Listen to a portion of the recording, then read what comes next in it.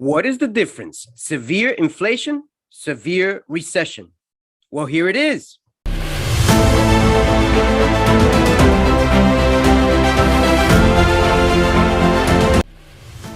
Hey, this is CeoTrades, where money works for you. Today, we're looking at stocks in the next several minutes and seeing what is affecting the markets right now. Where are people having their attention right now? And what stocks am I looking at in the next several days or weeks, and see if I can be able to wager in a way that I can invest more and more into some of these.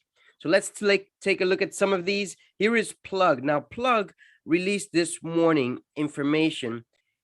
If you would have invested $1,000 10 years ago on Plug Power, how would it have performed right now? Plug Power has outperformed the market over the past 10 years by 18.85% on an annualized basis, producing an average annual return of 30.37%. Currently, Plug Power has a market capitalization of $9.67 billion.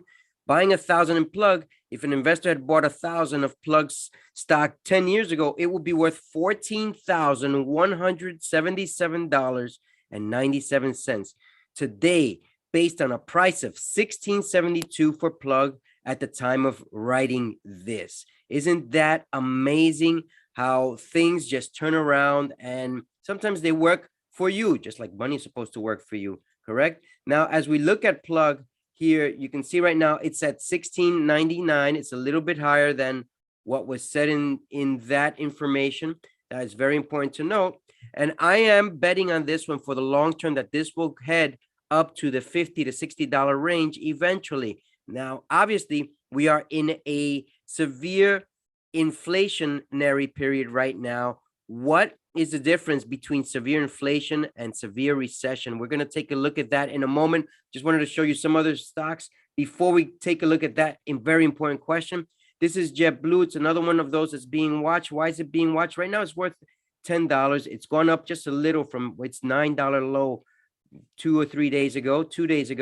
And JetBlue is on the radar because they have put a purchase price on Spirit Airlines, which it seems to have been rejected by Spirit Airlines. However, they're putting it to vote and letting consumers decide next. What is it? I believe it's June 10th. June 10th.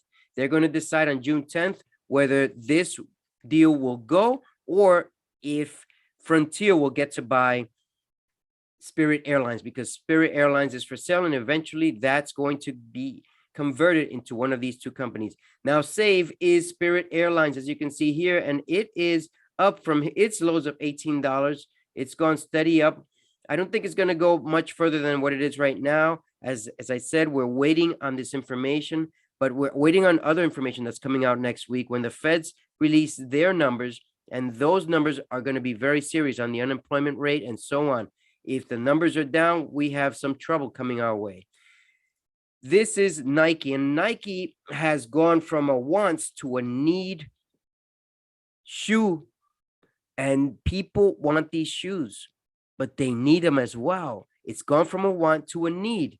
It's gone from a want to a need. Now is a good time to invest and leveraging into this one. What does it mean by leveraging in? Purchasing it a little bit. If you have $1,000, if I had $1,000 to invest in this one, I would put in 20 to 30% right now and watch it the next week or so after the Feds release their information.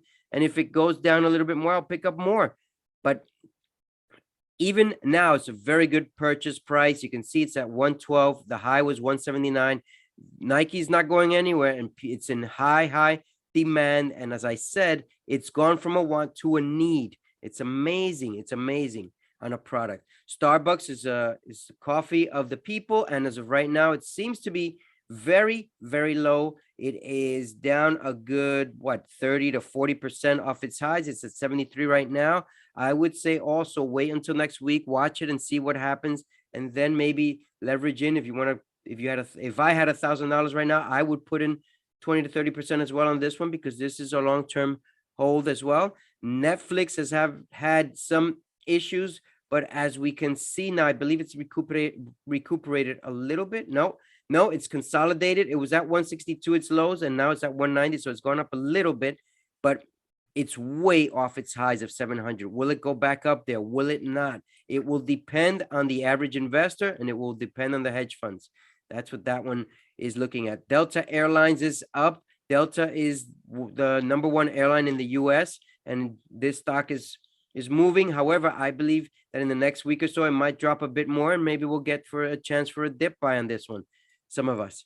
Amazon is down. It's down from its highs of 3,700 down to 2,200. That's close to 40% or more, almost half, not quite half, but a good 40% or so down from its highs, maybe even a little bit less than that, but it's a good option for the future.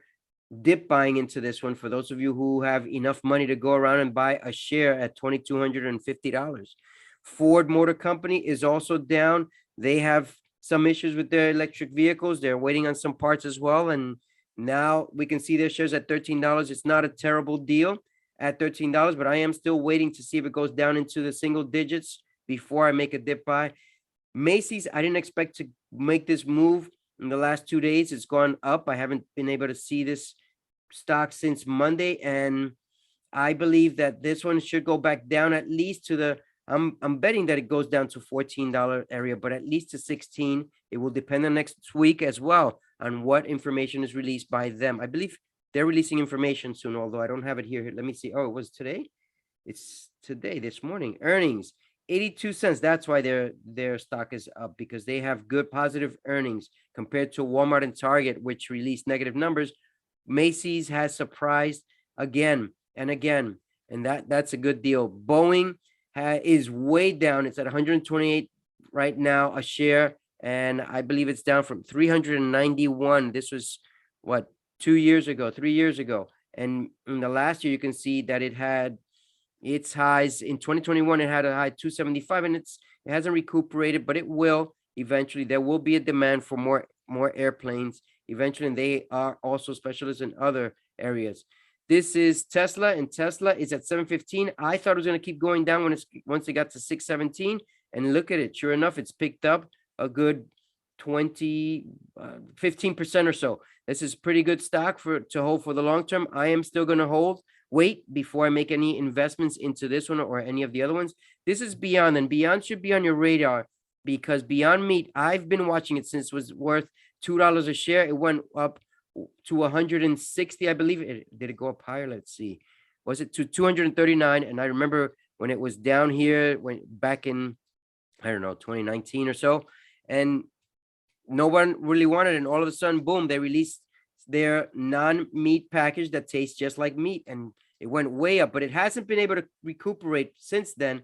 And what I recommend for you is to keep it on your radar, because there's a shortage on meat, and Beyond Meat should be able to pick up some momentum eventually in the next week or two, or once this information gets out there. This is Twitter, and Twitter has recuperated a little bit, not much in here. It was down to 30-ish, 35-ish level. It's at 39. I would say this one's going to make a swing for the downturn a little bit more, maybe to 32. That's what I'm hoping, to be able to purchase it.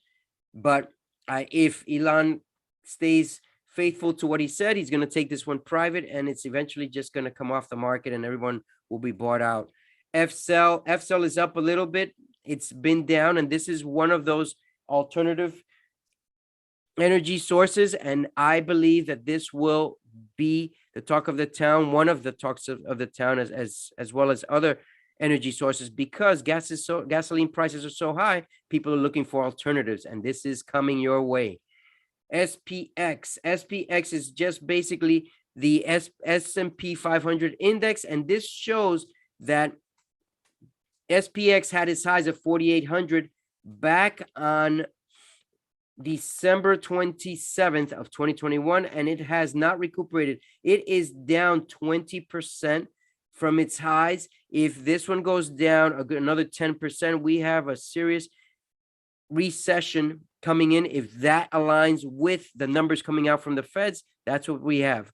Now, what is the difference between a severe inflation and a severe recession? In a severe inflation, you have the possibility of having things that are very expensive, but you're able to get an extra job or a part-time work somewhere and be able to pay the difference even though it's higher. But in a severe recession, there's minimal work. There's not enough work to go around. And that is much more serious. See, this is CEO Trades, where money works for you. If you want to double your bank account, why don't you invest in your knowledge account so that your money market account will grow multiplied? Until tomorrow, where we'll look at another session of the markets.